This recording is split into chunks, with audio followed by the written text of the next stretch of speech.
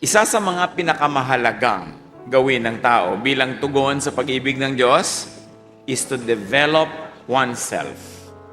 Ma-develop ang sarili natin. Luke 2:52, tungkol kay Jesus, Jesus grew in wisdom and stature and in favor with God and all the people.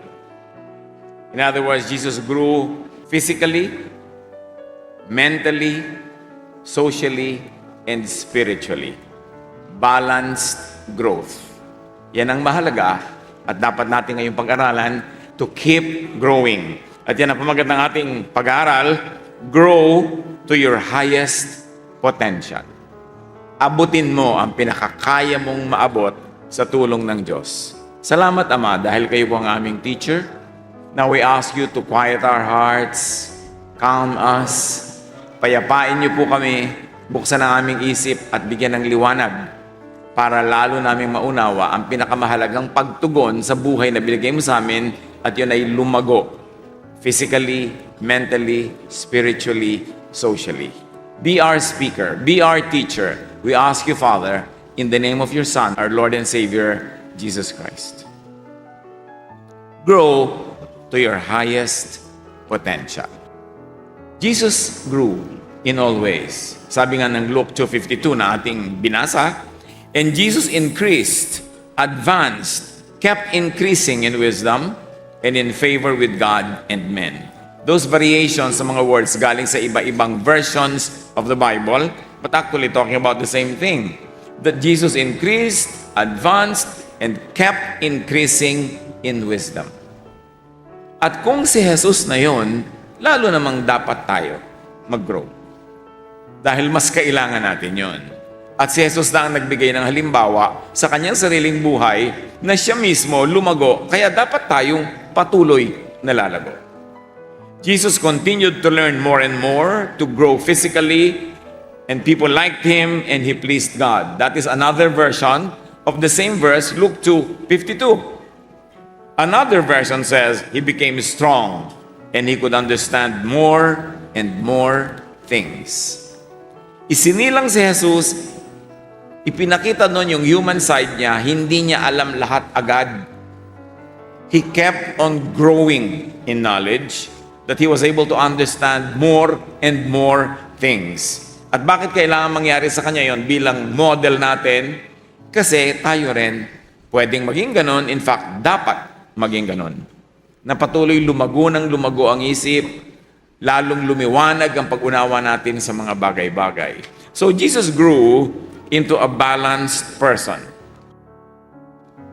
At ngayon pa lang, nagsisimula pa lang tayo ng pag-aaral, gusto kong ilagay na natin sa isip natin kung anong gagawin natin sa pag-aaralan natin ngayon. Na ang ending nito dapat ay sundan, tularan, gayahin ang halimbawa ni Jesus. Iisa-isahin natin ang nangyaring growth sa Kanya at agad-agad isipin nyo, paano ko mag-grow in that way? Paano ko matutularan o masusundan si Jesus? For instance, Jesus developed physically. Hindi naman siya pagkasilang, full-grown man na. Dumaan siya sa infancy, childhood, dumaan siya sa pagiging youth, and then pagiging young man, and then pagiging adult. He was physically able to do earthly and heavenly work because he was physically healthy. So mga kabataan at lahat ng kahit hindi na masyadong bata, pero patuloy pa rin tayong mabubuhay, develop physically. Isipin mo dapat, so you could minimize pain, maximize pleasure, and do the most good in life, kailangan mo ng healthy body. Hindi lahat tayo magkakatulad ng level of health. Hindi tayo magkakatulad ng health situation, pero pare-pareho tayo na pwede mag-develop kung saan tayo naroon ngayon. Magkakaiba ng strength, magkakaiba ng less strength ang ating mga katawan, pero pare-pareho natin dapat yan i-develop. Part yan ng true spirituality. 1 Corinthians 6:19-20, your body is the temple of the Holy Spirit who lives in you. So you must honor God with your body. And may I add, you must honor God in your body and what you do with your body.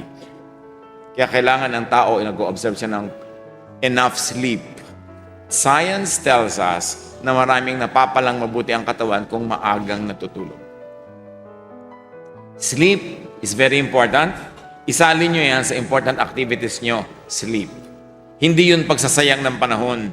Kasi pag natutulog ang tao, nakaka-recover ang katawan niya, yung health niya, yung mind, yung kanyang thought, at mas nagiging handa siya to be active the following day. 1 Timothy 4:8, physical training is good. So whatever training you need, do it. Yung iba nag-gym, yung iba nag-take a walk, yung iba naggagawa ng simple calisthenics. Whatever training it is, the body must move. And it is always helpful for the body to keep moving in correct ways. Isalin nyo yan sa mga activities nyo, yung physical training. Keep a healthful lifestyle, especially diet. Dapat mas discerning ang tao ngayon kung anong kakainin, anong hindi kakainin. Proverbs 15:17, better to have a dish of vegetables where there is love than juicy steaks where there is hate. Hindi masama yung steak, pero ang sinasabi, kesa kumain ka ng maraming maluluho o mga mahal, mabuti na yung simple kung yung simple ang magbibigay sa iyo ng kapayapaan. Pagka naghahanap ka ng sobrang mahal o magastos, tapos napapaaway ka, nagiging selfish ka, nagiging unkind to others, better settle for simple foods. At yung food na yan, hindi lang dyan limited yung ibig sabihin ng Proverbs 15:17. Lahat o anumang bagay.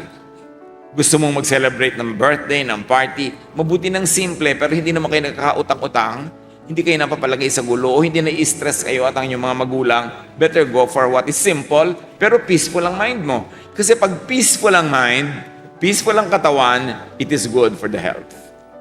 Good for your physical health, mental health, and emotional health. Lalong-lalo na sa ating spiritual health. So, be emotionally happy. Happiness is a primary duty of life. Pag happy ka, mas mataas ang immune system mo, mas malakas ang katawan mo panlaban sa mga sakit. Kaya may mga scientific studies, nakita nila yung mga pasyenteng malulungkot, matagal gumaling, pero mas masaya, mas nagre-respond sa medication, sa therapy, mas mabilis lumakas. May mga nagtatanong sa akin, Tito, sa dami po ng mga nanliligaw sa akin o nililigawan ko, kanino kaya ang pinakamaganda makipag-spend the rest of my life? Siyempre, iba-iba ng mga katangian yan, iba-iba ng mga assets.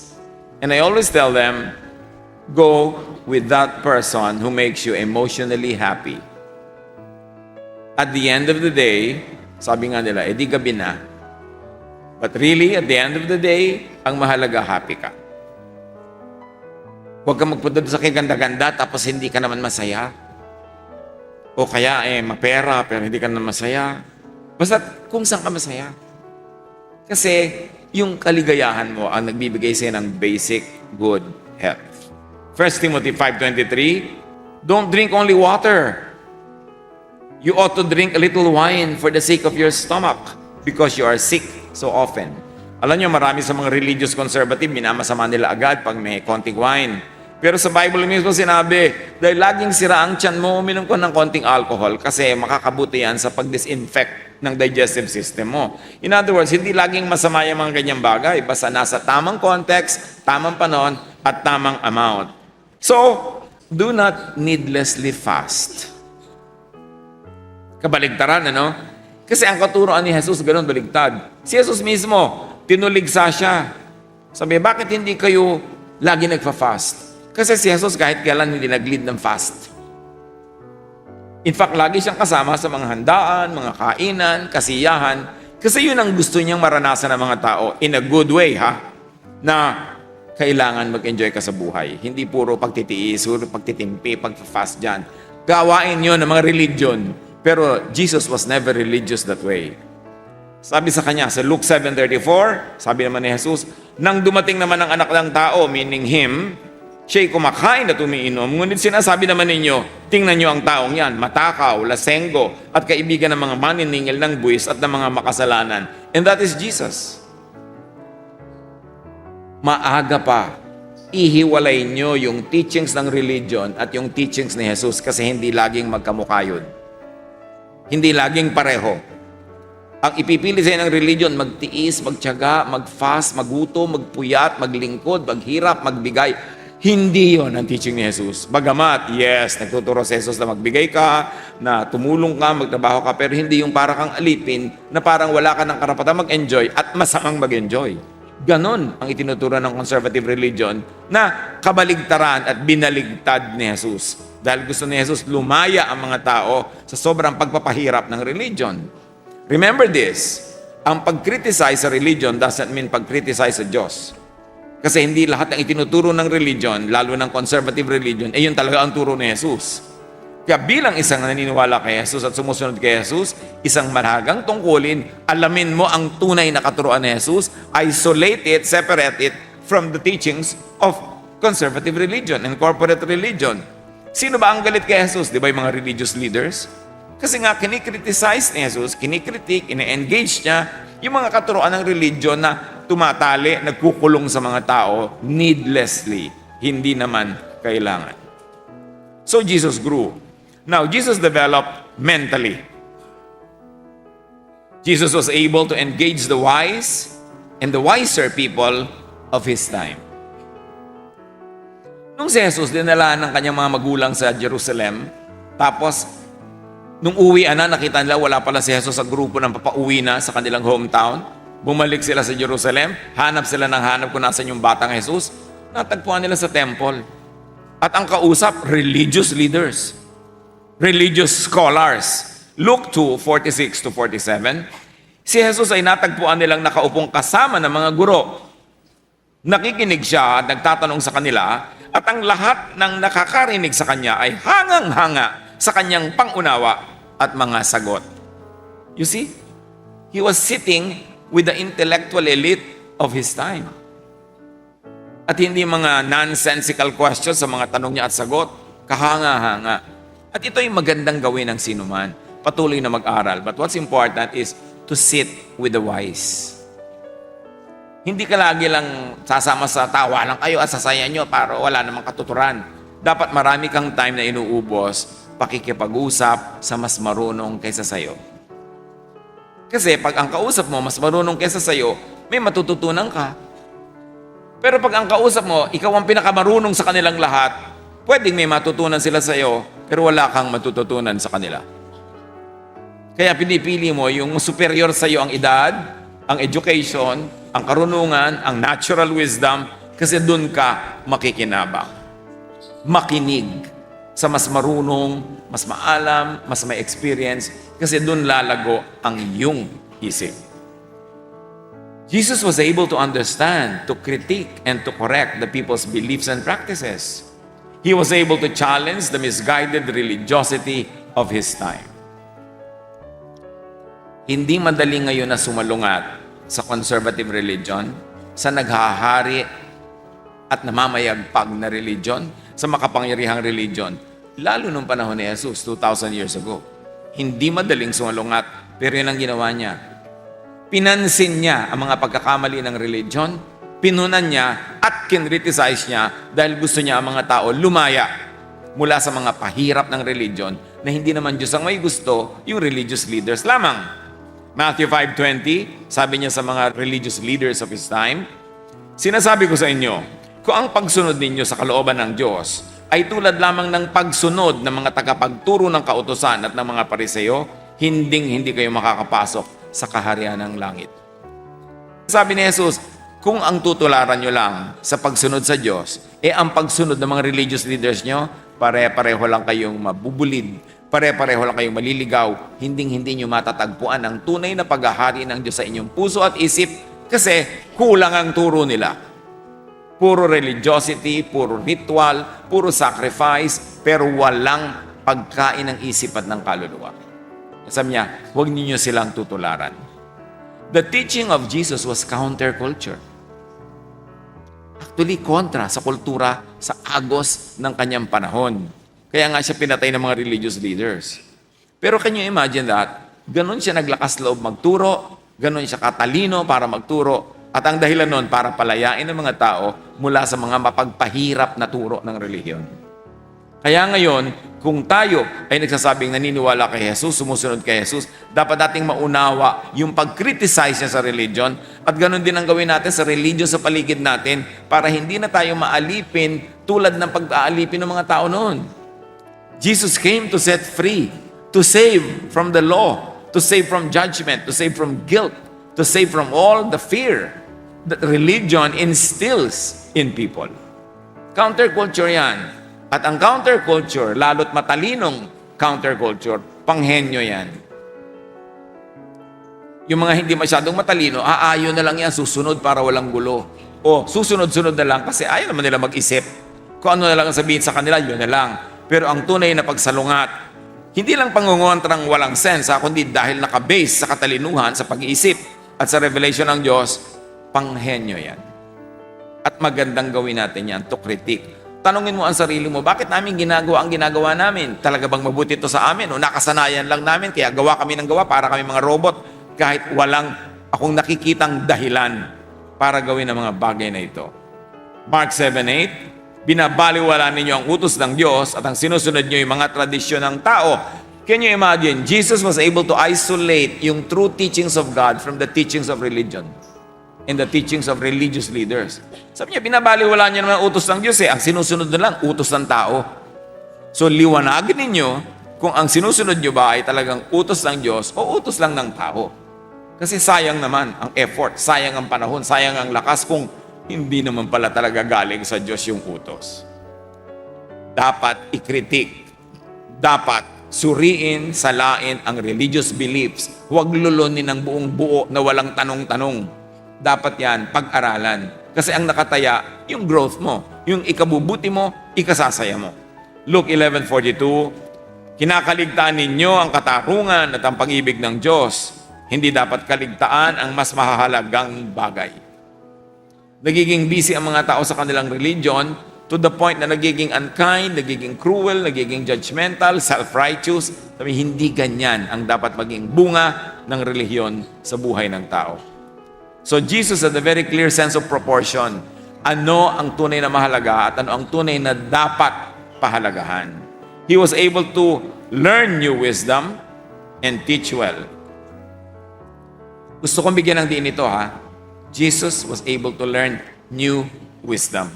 Hindi lang siya nagmana ng old wisdom, hindi lang siya basta sumunod sa dati ng alam, nakakilala siya ng mga bagong kaalaman at karunungan dahil bukas ang kanyang isip.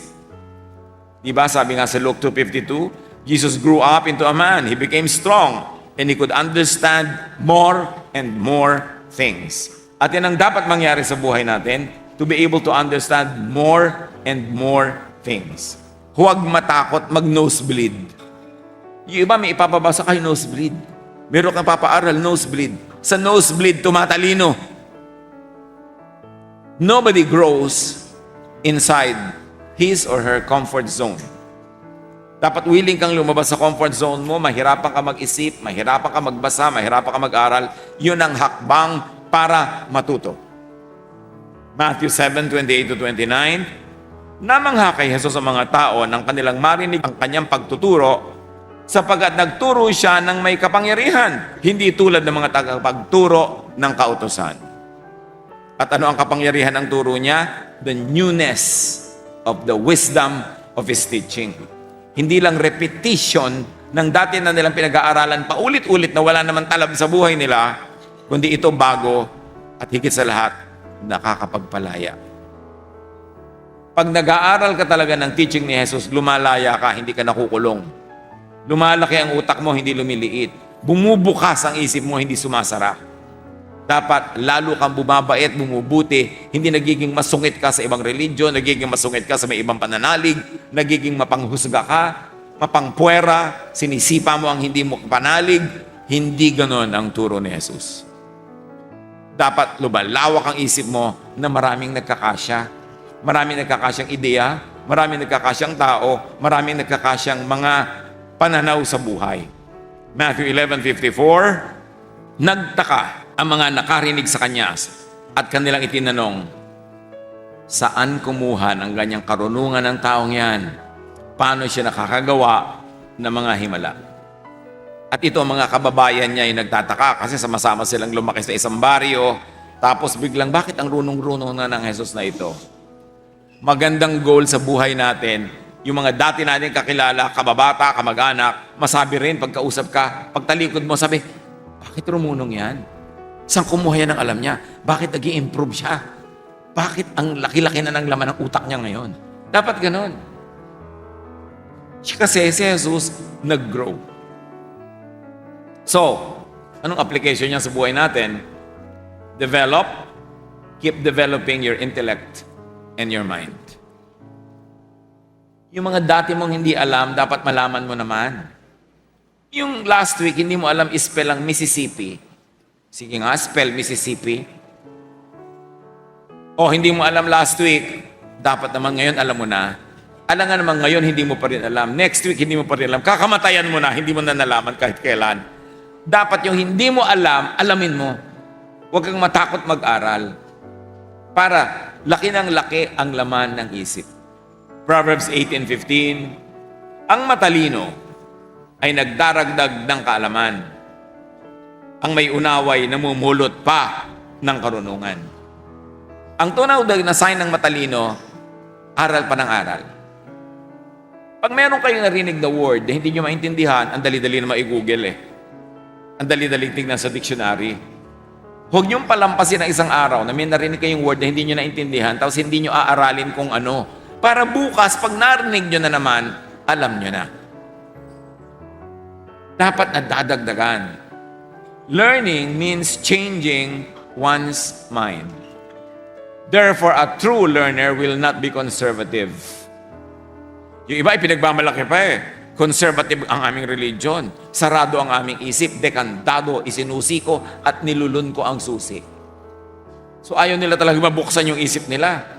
Hindi mo dapat ipinagmamalaki na sarado ang utak mo. Dapat bukas para tumanggap ng improvement. Why? Because we were created in God's image. We must grow from glory to glory. We must grow from one level of intellect to the next. Colossians 3:10, sabi, isuot ninyo ang bagong pagkatao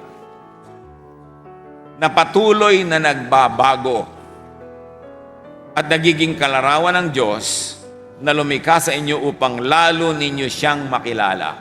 Very important ang verse na ito, ha? Meron daw dapat bagong pagkatao pag nanalig ka kay Jesus. Ibig sabihin, nagbukas ka ng isip, gusto mong matuto, gusto mong mag-grow. At yun daw, bagong pagkataong ito, patuloy na nagbabago. So, hindi virtue yung hindi ka nagbabago. Alam niyo yung mga tao na pag hindi ka nakita ng matagal, tapos sabihin, nagbago ka na, sabihin mo, dapat lang. Dapat lang tayo nagbabago. Ang mga tao kasi na hindi nag-grow, pag nakita kang nag-grow, nagagalit sa'yo, sabi siya, iba na yan, hindi na yan ma-reach. Ang gusto nila, yung nare-reach nila. Ibig sabihin, hindi umangat. Katulad pa rin nila. Kaya nagagalit sila sa mga hindi na nila ma-reach. Pero pagkasabi, hindi ka na ma-reach, sabi mo, well, nasa iyo yan. Pwede ka rin naman mag-grow para mo ako ma-reach. Pero sa lagay, para mo ako laging ma-reach, hindi na ako mag-grow, ganun. Hindi kapintasan yung nagbabago. Dapat nga nagbabago. But for the better, of course, ang pagbabago. Yung dumadami ang iyong alam, tumatalino ka, at kung mapapa-asenso ang iyong buhay mo, ang iyong finances, ang iyong education, lalong mabuti. Kasi nilikha ka ng Diyos para patuloy na ma-develop. Hindi ka perfect nung ipinanganak, but you can work towards and get nearer and nearer to perfection while you are living on a daily basis. So, mas makikilala mo raw ang Diyos pag nagbabago ang iyong isip, pag lumalaki ang iyong isip. So, study. Mag-aral. Huwag kayong matakot mag-aral. At huwag kayong umiwas mag-aral. Kailangan aral ng aral. 2 Timothy 2:15, sikapin mong maging kalugod-lugod sa paningin ng Diyos, isang manggagawang tama ang paggamit ng salita ng katotohanan. Ibig sabihin, maraming manggagawang mali ang paggamit ng salita ng katotohanan. Paano mo malalamang tama o mali? Tama ang paggamit ng salita ng Diyos kung ang ending nakakapagpalaya, nakakapagbigay ng kapayapaan, katahimikan, kagalakan. Yan, tama. Pero ang pag nagiging ending, ang naituturo sa iyo ay needless guilt, fear, judgment of others, self-righteousness, maling paggamit yan ng salita ng katotohanan. So keep studying, keep learning new knowledge, new understanding, new interpretations, and applications. Proverbs 1:5, lalong tatalino ang matalino at magiging dalubhasa ang kakaunti ang kaalaman. Bakit? Kasi mag-aaral siya na mag-aaral ng mag-aaral. Proverbs 9:9, give advice to a wise person and he will become even wiser. Teach a righteous person and he will learn more. Sign daw yan na matalino ang tao. Pag tinuturuan mo, mas tumatalino siya dahil tinatanggap niya. Keep studying and keep learning. Ano ang pinagkaiba ng napag-aaralan sa elementary or grades 1 to 12 ba? Ang equivalent niyan ngayon? Napag-aaralan sa high school, sa college, sa masteral degree, at sa doctoral. Ano pinagkaiba-iba niyan? Sa elementary or sa basic education or equivalent, we learn fundamental skills to read, write, and count. We learn fundamental knowledge and fundamental character. So lahat ng mga dapat ay alam ng lahat ng nilalang, pinag-aaralan yan sa elementary and high school.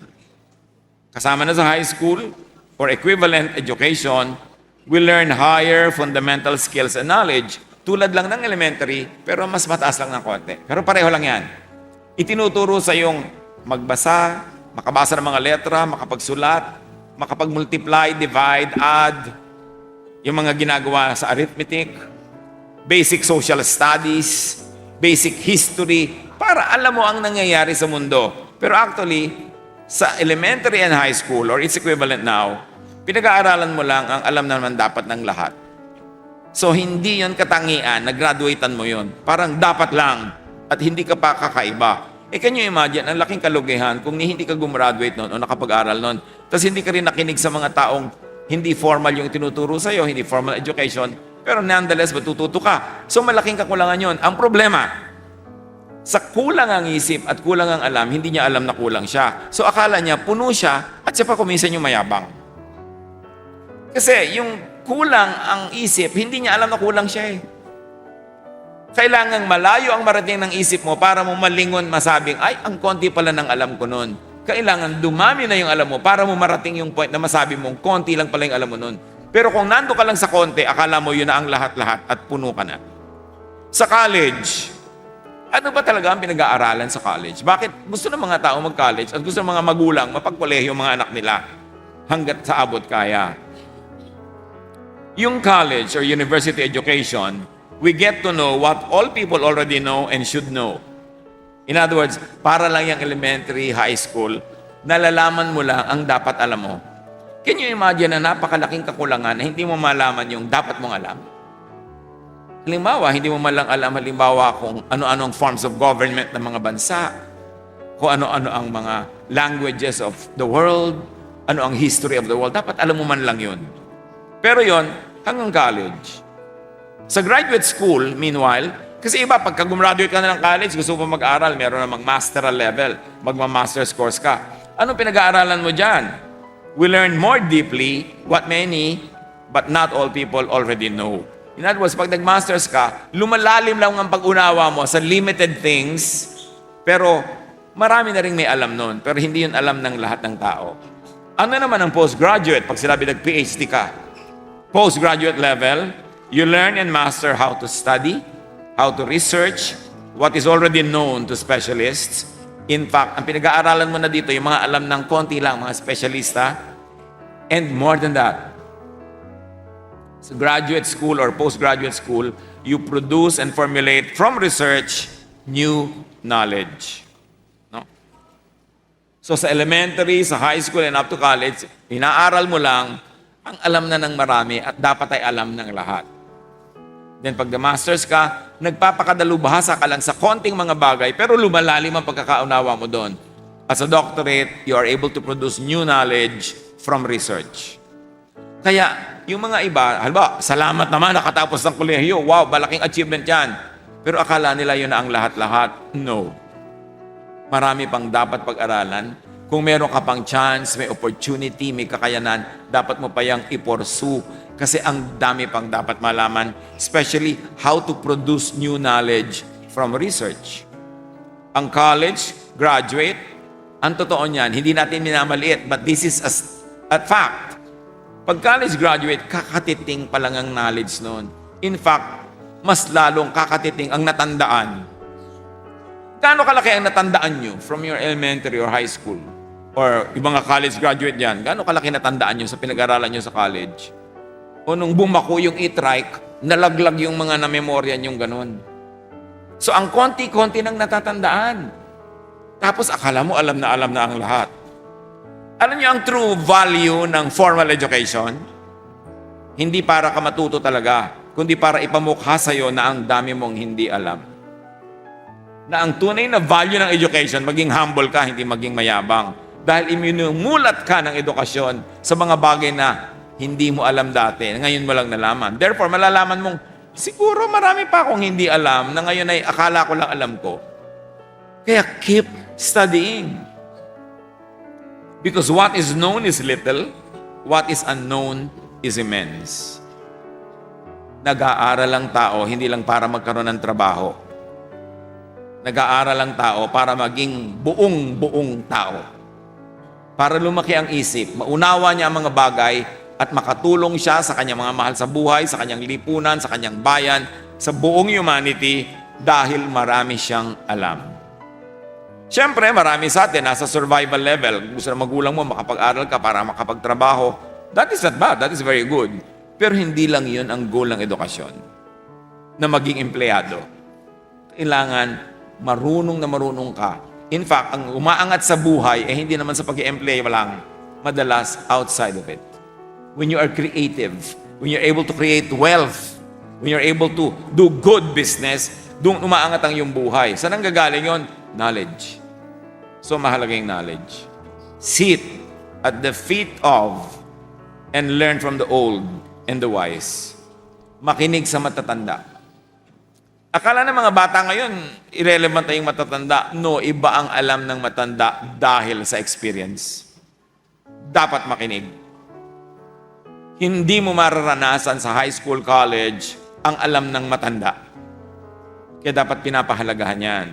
Sit at the feet of and learn from the old and the wise, especially kung wala o kulang ka sa formal education.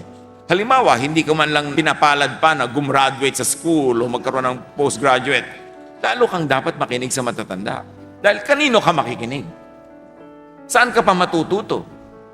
At ang pinagkaiba ng matatanda, kung kamag-anak natin, hindi lang sila marunong, meron sila sa ating malasakit. Mahal nila tayo. So tuturuan nila talaga tayo na umiwas sa mga panganib at ma-maximize ang ating mga potential sa buhay. E di lalo na kung yung matanda ay experience pa, learned and educated, lalong dapat pakinggan. Pero tandaan nyo, hindi ka lang makikinig dahil edukado siya o may diploma.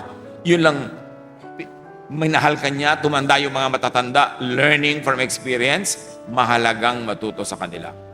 Proverbs 13:20, whoever walks with wise people will be wise, but whoever associates with fools will suffer. Reviewin nyo lahat ng mga kakilala nyo yung napahamak sa buhay. Usually, yung mga kasama nila ang nagpahamak sa kanila. O nagpahamakan sila sa isa't isa. Proverbs 16:31, silver hair is beautiful crown found in a righteous life.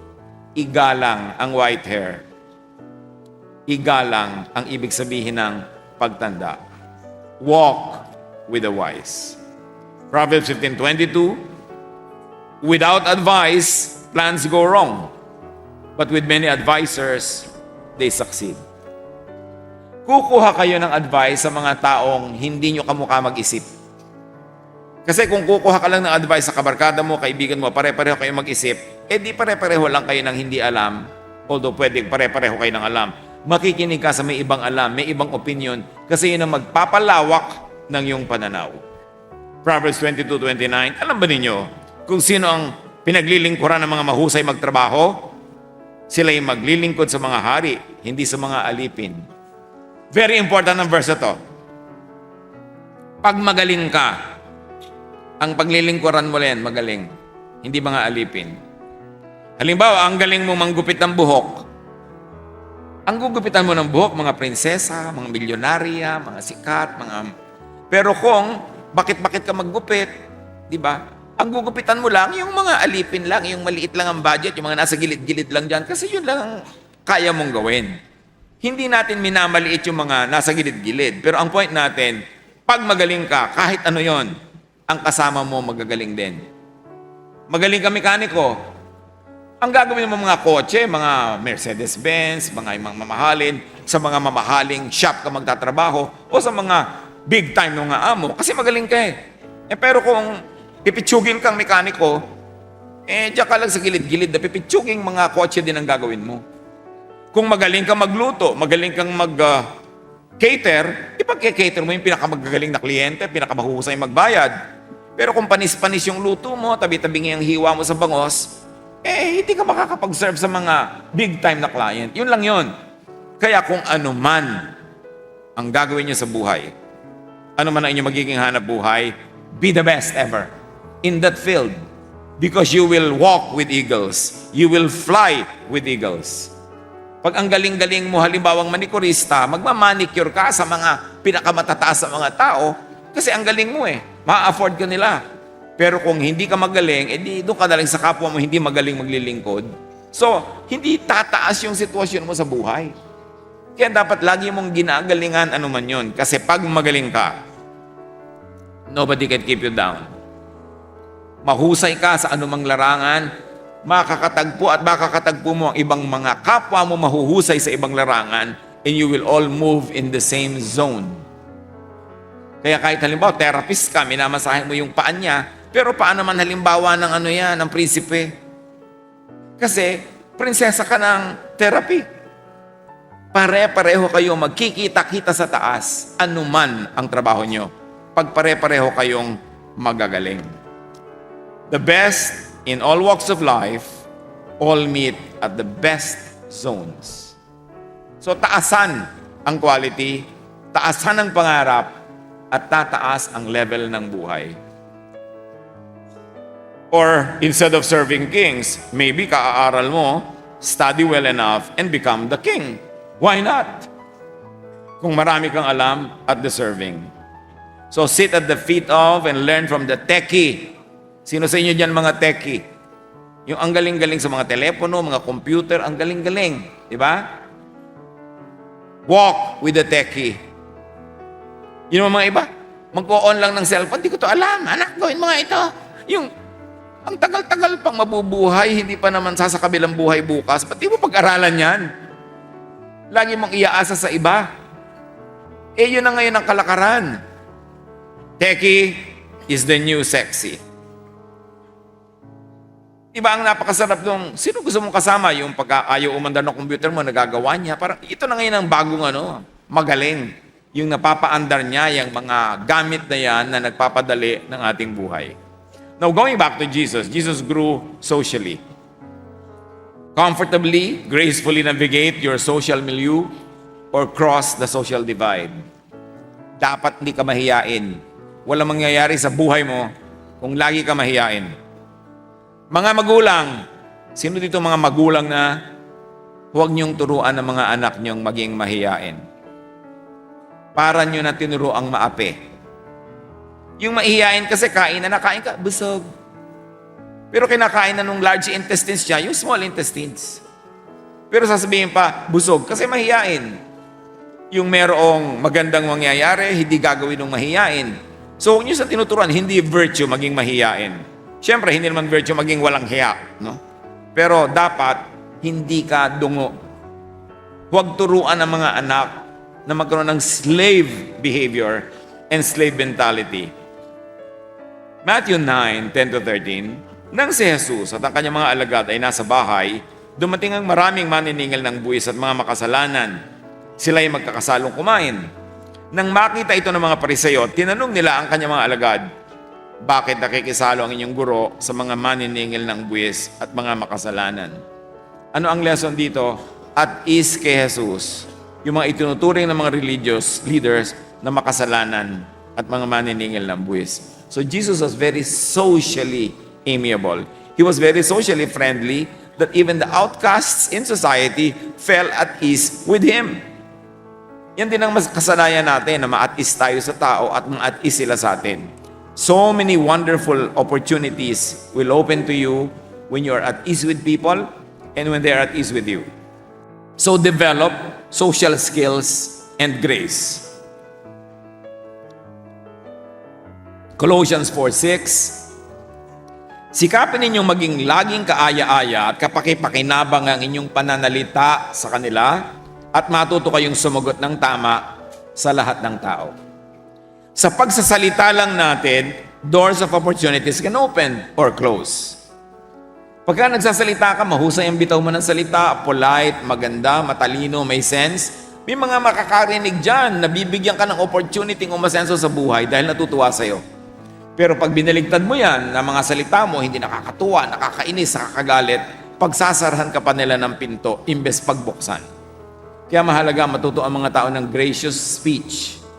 Yung magalang, polite, respectful, but firm, and most of all, intelligent. Learn and master etiquette or good manners. Yan ang kulang ngayon sa maraming tao. Kasi sa school ngayon, wala na nung araw na tinatawag na good manners and right conduct. Dati noon, merong tinuturo sa school na ganyan. How to sit properly, how to stand up, how to greet people, how to use the spoon and fork and the knife. Lahat yan tinuturo sa school noon eh. Ngayon parang hindi na. Kaya kulang na kulang sa maraming young people ngayon yung good manners. But for you to advance in society, you will need to have good manners. Because you need people to help you go ahead and move up. And people help only those that they like. So kailangan likable ka para lapitan ka ng mga grasya at mga taong magbubukas sa ng mga pintuan of golden opportunities. Matthew 7:1, sabi ni Jesus, gawin ninyo sa inyong kapwa ang nais ninyong gawin nila sa inyo. Ito ang buod ng kautusan at ng mga isinulat ng mga propeta. At yan din ang buod ng social manners. Learn good manners. It is an important door to enter if you like to move up in life. Kailangan marunong tayo ng kagandahang asal. And of course, learn to work with people. Ephesians 4:2-3, kayo'y maging mapagpakumbaba, mahinahon, at matyaga. Mapagparaya kayo dahil sa inyong pagmamahal sa isa't isa. Nobody can fault you kung ganito ang inyong behavior. Walang asensong naghihintay sa mga taong magaspang kumilos, masakit magsalita, mataray, mayabang. Walang mabuting mangyayari sa inyo sa ganon. So huwag niyong tutularan yung mga ganon. Yung ang susungit, ang tataray, ang tataas magsalita. Walang pupuntahang mabuti ang ganong manners. And enjoy people's company. Let people enjoy your company. Which means huwag ka laging pastar. Hayaan mong nag-uusap-usap kayo. Kung minsan ikaw yung makwento, minsan iba naman, hindi laging ikaw. Kasi kailangan nga mapagbigay ka eh. Likeable. Proverbs 15:13, a joyful heart makes a cheerful face, but with a heartache comes depression. So wherever you go, you bring cheer. You bring happiness. You help people. You brighten a room just by entering it. Hindi yung pagpasok mo dumilim dahil dumating ka kampo ng kadiliman. Walang matutuwa sa'yo. Learn it early in life, and it will see you through many days. Now, Jesus developed spiritually, needless to say. Paano nag-develop si Jesus spiritually? May isa siyang napakagandang ginagawa na dapat tularan natin. Ano yun? Mark 1:35. Madaling araw pa'y bumangon na si Jesus at nagpunta sa isang lugar na walang tao at doon ay nanalangin siya. Ano yung secret dito? One-on-one time with God. It's good to have fellowship. It's good to attend Bible studies, to have events. Pero hindi mo dapat pabayaan yung one-on-one with God. Yung tahimik ka lang, nananalangin, o wala kang sinasabi, Dahil pinapakinggan ng Espiritu mo ang ibinubulong sa iyo ng Diyos. At ang prayer na to ni Jesus is not the usual prayer that we know. We are not told by Scripture, by the Gospels, how Jesus prayed, really. Pero ang mahalaga, may personal time, free ka, walang nagkokontrol sa agenda, walang nagkokontrol sa ipagpe-pray mo, just be there and be quiet before the Lord at magre-reveal sa iyo ang Espiritu ng Diyos. Luke 6:12, nang panahong yon, umakyat si Jesus sa isang bundok at magdamag siyang nanalangin sa Diyos. Mag-isa.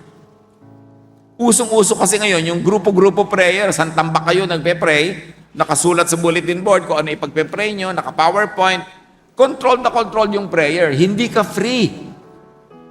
Ang na-achieve mo, pag nag-iisa ka lang, kung anong gusto mo pag-usapan nyo ng Diyos, kung anong gusto mo ipag-pray, o gusto mo huwag kang kumibo, makinig ka lang ng makinig, it can happen. So personal one-on-one with God is very important. So spiritual development. Again, that's not the usual prayer that we know now. Religiosity is not always the same as spirituality. The people in Jesus' time were very religious, but Jesus reserved his harshest critique for the ultra-religious. Napansin nyo ba, pag pinag-aaralan nyo yung Gospels, walang pinagalitan si Jesus na makasalanan. Ang lagi niyang pinapagalitan yung mga relihiyoso na self-righteous and judgmental. Learn from that. Na ayaw ni Jesus yung mga tao maging self-righteous and judgmental. Gusto niya, nagmamahalan, nag-uunawaan. Matthew 23:13, sabi niya sa religious leaders, kahabag-habag kayo, mga tagapagturo ng kautusan at mga pariseyo, mga mapagkunwari, hinahadlangan ninyo ang mga tao upang hindi sila makapasok sa kaharian ng langit. Hindi na nga kayo pumapasok, hinahadlangan pa ninyo ang mga nais pumasok. Bakit sila hindi pumapasok? Kasi ang teaching naman nila hindi nagdadala sa tao sa kaharian ng Diyos. Nagdadala lang sa loob ng kanilang relihiyon. Sabi, kayo nga hindi nakakapasok, paano nyo patutulungan ng mga taong pumasok? And Jesus said that to the religious leaders. Matthew 23:23, kinakaligtaan naman ninyong isagawa ang mas mahalagang turo sa kautusan, ang katarungan, ang pagkahabag, at ang katapatan. Pero ang gagaling ninyo sa inyong mga religious teachings and rituals.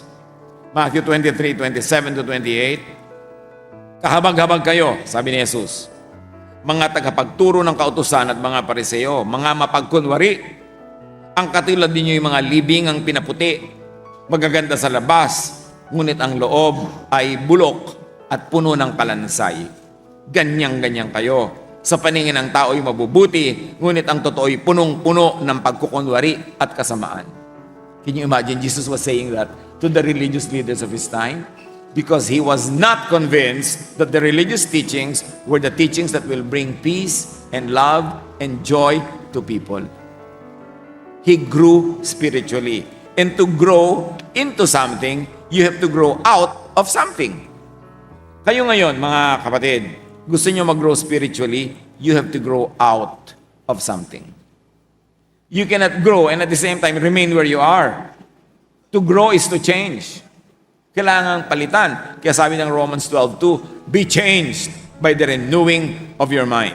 Renew your mind about God. Renew your mind about Jesus. Renew your mind about what it means to believe in Jesus. And then you will grow. Grow in knowledge and understanding. Si Paul mismo, anong sabi niya sa 1 Corinthians 13:11? Nung ako'y bata pa, sa pananampalataya yun. Ako'y nagsasalita, nag-iisip at nangangatwirang tulad ng bata. Ngayong ako'y mayroon ng sapat na gulang, iniwan ko na ang mga asal ng bata. I-consider natin yan sa ating religious consciousness. Siyempre, dumadaan tayo sa religious life na bata pa tayo sa faith. Sabi ni Paul, nung araw, bata pa ako sa faith, nag-iisip ako bilang bata sa faith, nangangatwiran ako bilang bata sa faith, pero ngayon, nag-mature na ako, iniwan ko na ang mga childish things na yan. Ano ang mga matuturing ninyo na bahagi ng inyong spiritual childhood na dapat iwan na dahil nag-grow na kayo in spirituality? To grow, keep changing. You cannot grow into something without outgrowing something. Now, to know if you are developing or maturing, may malilinaw na bang realization na ang nauna, dati, childhood alam at paniniwala, pananaw and attitude ay childish lang pala? Dapat dumating ka sa point ganito. Sabi mo, ay, ang childish ko pala nung araw, pambata lang pala yung alam ko.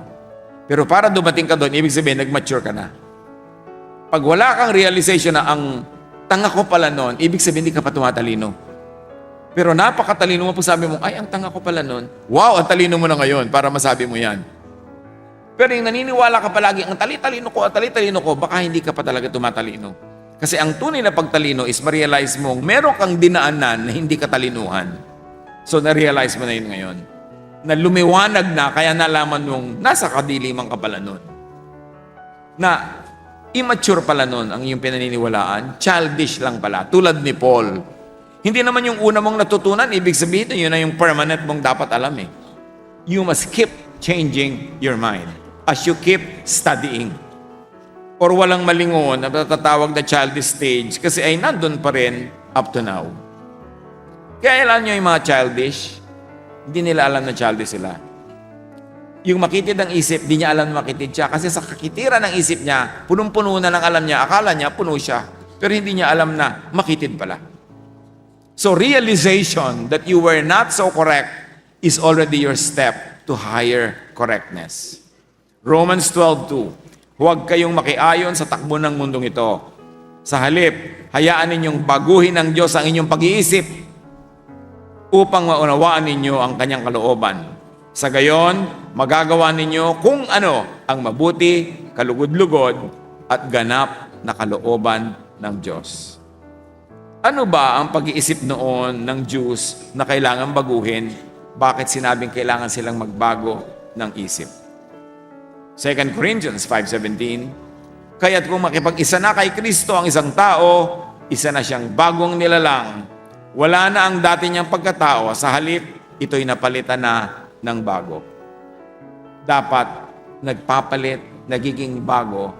Tulad din ng kuko, humahaba, buhok humahaba. Ganoon din dapat ang karunungan. Humahaba, lumalago, gumaganda. Ephesians 4:22-24, magbago na kayo ng diwa at pag-iisip. At ang dapat niyong isuot ay ang bagong pagkatao na nilikhang kalarawan ng Diyos. Bakit ito ang nais kong pag-usapan natin ngayon? Ito ang mahalaga sa buhay. Patuloy na matuto. Don't be overly loyal to what you learned yesterday to the point that you are no longer willing to learn something new today. Your loyalty should not be to what you know, but your loyalty should be to keep knowing and knowing and knowing to the point of changing. Panginoon naming Diyos, turuan niyo po kami mag-isip. Ano pa nga bang growth ang kailangan namin sa pag-unawa kay Jesus, sa pag-unawa sa aming pananampalataya, at ano ang mga changes ng pag-iisip na magdudulot ng spiritual growth? Nais namin maging katulad ni Jesus to grow physically, mentally, socially, and spiritually. Teach us na maging matyaga, mapag-aral, observant, and most of all, teachable. Sandali tayong manalangin, personal, manahimik, at ilapit natin sa Diyos, ano ang pinaka-importanting pag-aralan natin ngayon para lumago tayo sa pananalig. Let's bow before the Lord, be silent for a while, and let the Spirit finish this message personally for you.